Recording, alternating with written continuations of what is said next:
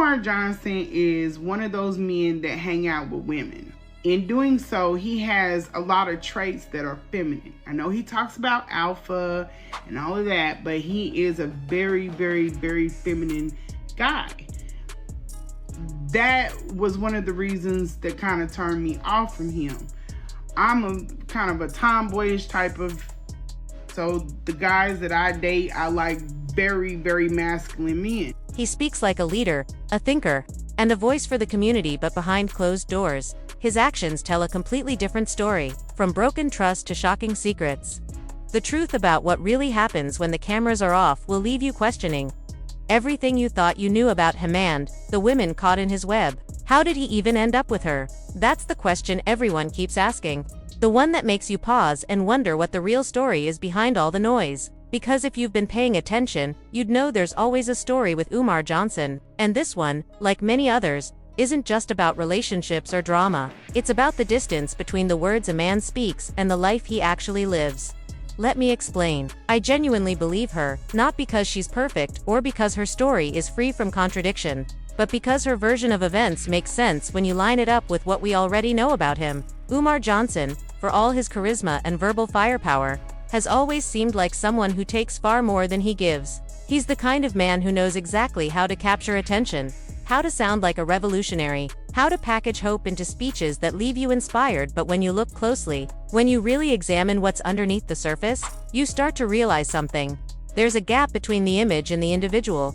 He loves to talk about what a black man should be, how a real man should lead, provide, protect, and build for his people. His speeches are filled with thunderous conviction. He calls for unity, discipline, education, and family structure. To listen to him is to feel that spark of empowerment, that sense that maybe we really can rise above the chaos if we just hold ourselves accountable. He's magnetic. There's no denying that, but then comes the hard question. Can you actually see him living out the values he preaches? Can you imagine Umar Johnson waking up before sunrise, throwing on work clothes, and heading to a job where he earns his keep day after day? Can you picture him coming home, not to applause or donations, but to a family, a wife, a couple of kids, a steady household that he's nurturing through love and consistency? Can you see him building something real, not online, not in theory, but in the tangible, day-to-day grind of life? Not quite, because the reality that peeks through between the speeches tells a different story. Instead of being the man of quiet strength, he describes, he's become something else entirely, a figure constantly orbiting attention, always in the center of controversy, perpetually chasing validation through cash apps, donation links, and internet monologues. Cash App me, paypal.me/FDMG Academy. Support the mission. It's always another appeal, another pitch, another reminder that the movement can't move without your money. And yet, after all these years, the results are still blurry. The school, the dream he built his reputation on, remains a question mark too many.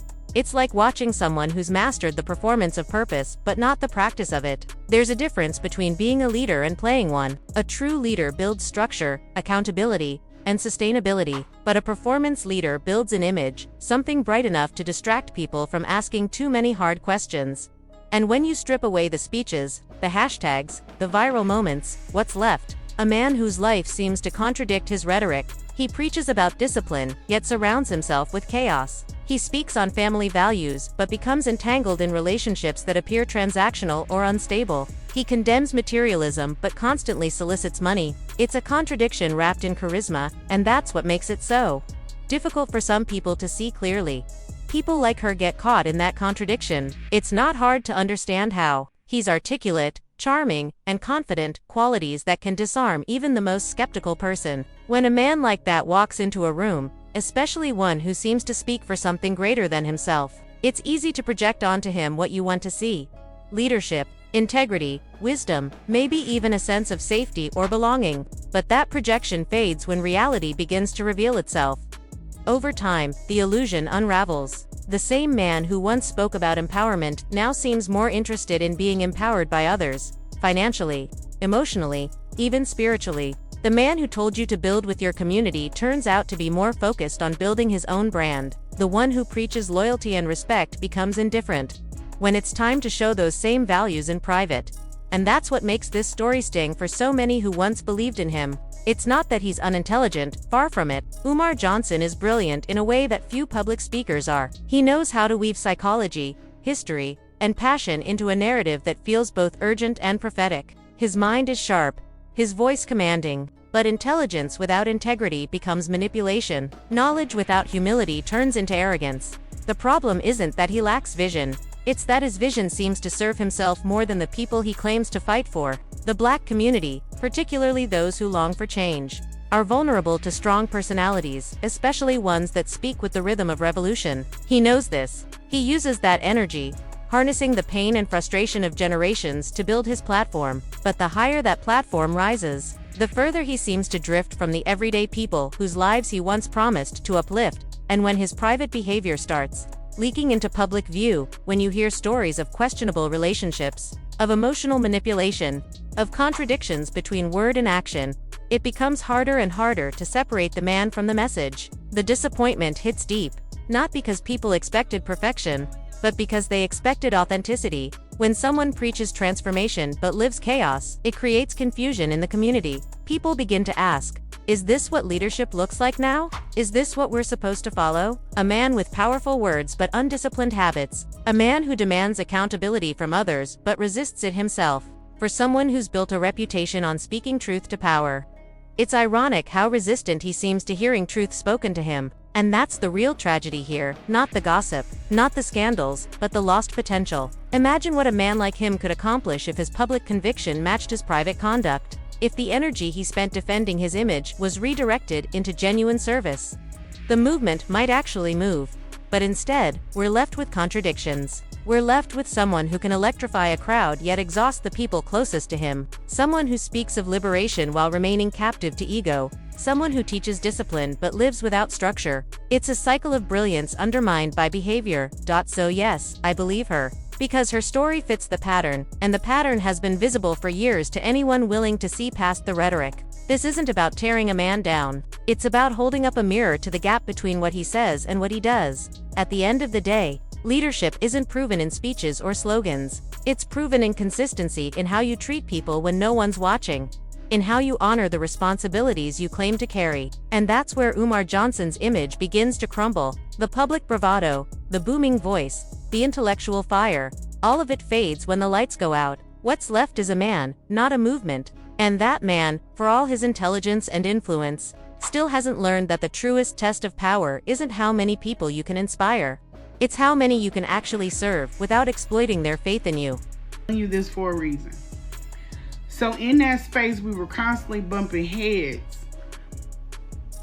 It comes down to the point where I'm off of him psychologically. I'm just like, after the first visit, he said something very terrible to me. And I was like, yeah, I can't do nothing with you. This is just going to be physical. So psychologically, it's only. She couldn't understand why someone would tolerate that kind of disrespect and still stay involved with him. It simply didn't make sense. Umar Johnson, she explained, had a certain pattern. He targeted a specific kind of woman, usually light-skinned, professional, financially stable, often in their 40s, and confident in their appearance. These women, she said, became the source of his support, both emotionally and financially. He didn't go after the so-called baddies because they expected something tangible in return. Instead, he pursued women who had enough resources and compassion to do things for him, drive him around, help him out, maybe even fund parts of his life. At first, she claimed her focus was on the school project, not on him personally. She wanted the doors of that institution to open, to see something meaningful built for the community. But when people pressed her, her story didn't quite add up. There were contradictions. She claimed she couldn't stand him, yet continued to spend time with him. She insisted there was no emotional connection, that it was only physical. But her actions suggested otherwise. Eventually, she said she stayed in his orbit because she was trying to make things work. She's not the type, she explained, to juggle multiple partners. If she's with someone, it's just that one person. Still, she admitted that her heart wasn't in it anymore. She helped him with his mother out of empathy, thinking maybe that was his deepest wound. But as time went on, she saw more of who he truly was, a man wearing a mask. What she thought she knew about him didn't match the reality unfolding before her.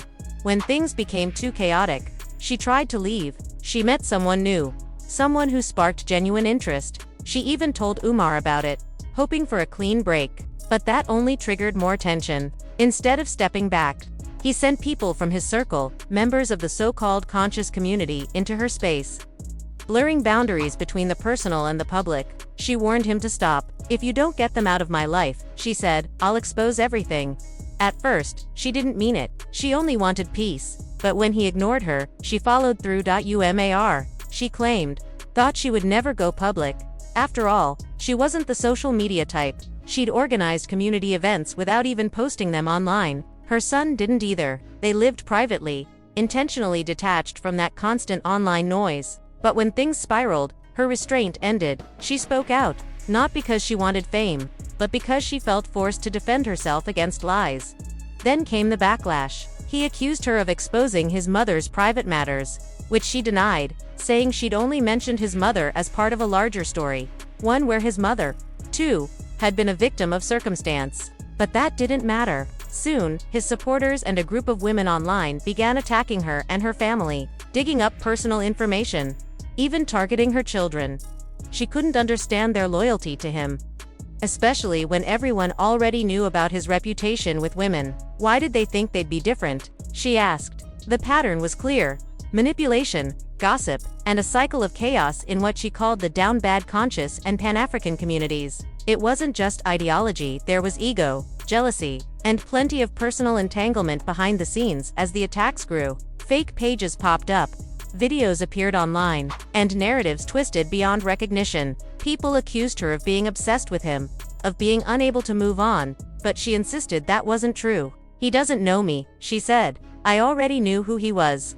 Still, she admitted, it hurt that the public version of events painted her as desperate. For her, the situation became about principle, not emotion. "If I was chasing clout," she said, "I could have capitalized on this long ago." Instead, she kept her distance from social media until she felt she had no choice but to speak.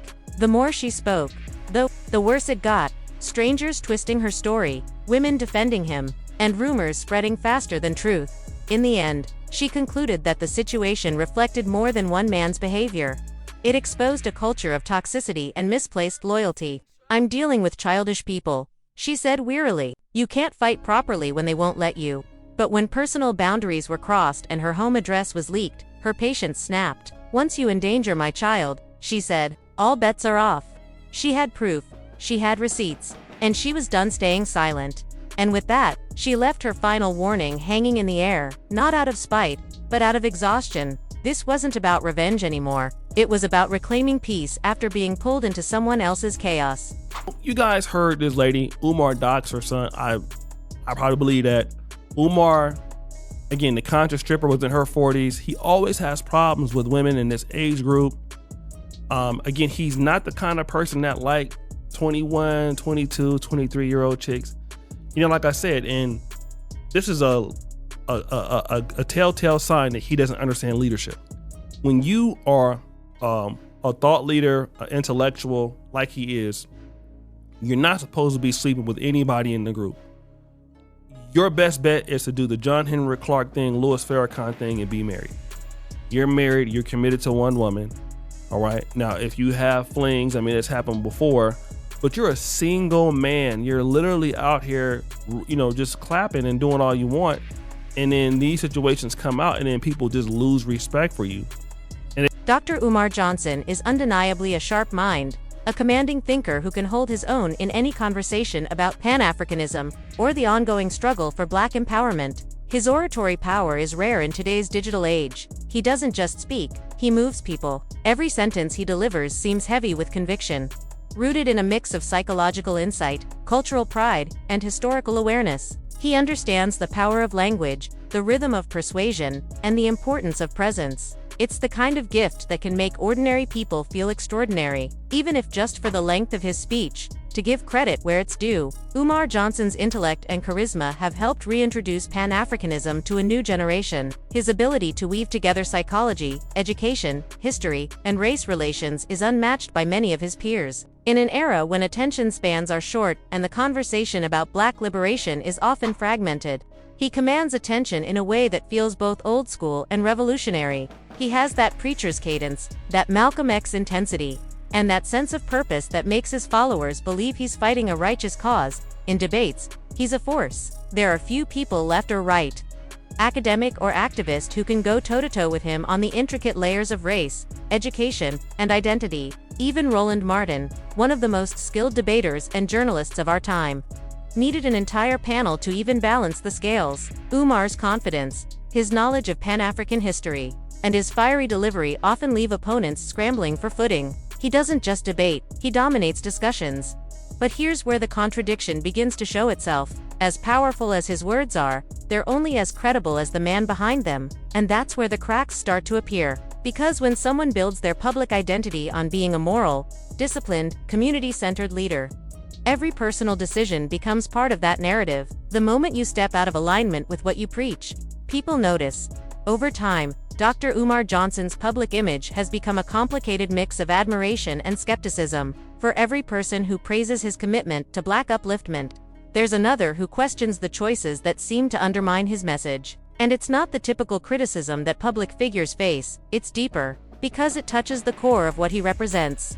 When stories emerge about questionable relationships, about messy entanglements, about behavior that doesn't reflect the discipline he demands from others, the damage isn't just personal, it's ideological. It chips away at the movement he's trying to lead, because when the messenger appears flawed in the very areas he claims mastery over, it forces his followers to ask, if he can't live by the code he teaches, is the code itself realistic? This isn't about perfection. No one expects leaders to be saints. But there's a difference between being human and being hypocritical. Leaders who position themselves as moral authorities, who tell others how to raise their children, how to build families, how to conduct themselves as men and women of purpose, carry an extra weight. Every private act becomes public currency. Every contradiction becomes a headline. For Umar Johnson, the issue isn't just about mistakes, it's about patterns. It's about how often the personal controversies start to overshadow the professional contributions. Because while he's out here preaching about self-discipline and respectability, the gossip blogs, the critics, and even some of his former supporters are pointing to a lifestyle that doesn't always reflect that structure. The result is cognitive dissonance. People trying to reconcile his powerful speeches about Black unity and empowerment with allegations of chaos and inconsistency in his personal life. And in today's world, the age of social media receipts, viral callouts, and endless content, perception matters almost as much as truth. Once your name becomes associated with scandal, it's hard to reclaim authority. You can't out-debate the internet. That's what makes this situation so layered. Dr. Umar's message is strong, but his humanity keeps leaking through the cracks of his image. The same passion that makes him a great orator also makes him impulsive. The same confidence that makes him magnetic can come off as arrogance. The same commitment to independence that drives his movement can sometimes alienate the very people who want to support it. And that's the paradox. He's both a visionary and a cautionary tale. He reminds us that brilliance doesn't always equal balance, and intellect doesn't guarantee integrity. Some of the most intelligent figures in history have been undone not by their ideas, but by their inability to discipline their desires. Greatness requires consistency, and consistency requires humility.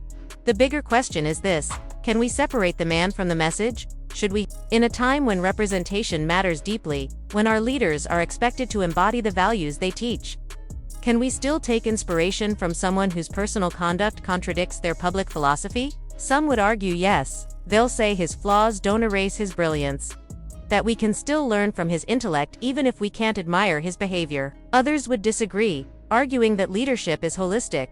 You can't preach discipline while living in disorder. Both sides have a point. Maybe this is where the community has to evolve, learning to value ideas while holding individuals accountable. Because when a single personality becomes the entire foundation of a movement, everything crumbles when that person falters. True progress isn't built on personalities, it's built on principles.